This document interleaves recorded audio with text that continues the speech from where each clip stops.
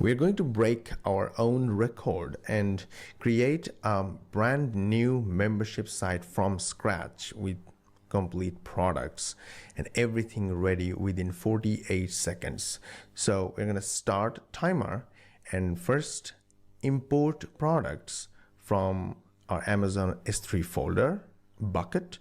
It's the same process if you use Google Drive or Dropbox. So I'm going to add 5 products imported in just 17 seconds and going to create a new funnel, which is a new membership site.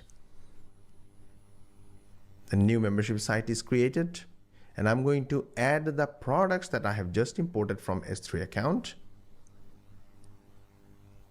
In 35 seconds, the products are added.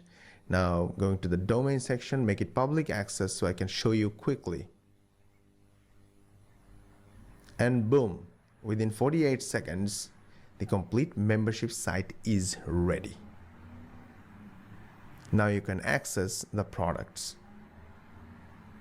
If you click on the player, a pop-up will open and the modules will run. It can be PDF, it can be image, and you can download it from this download button.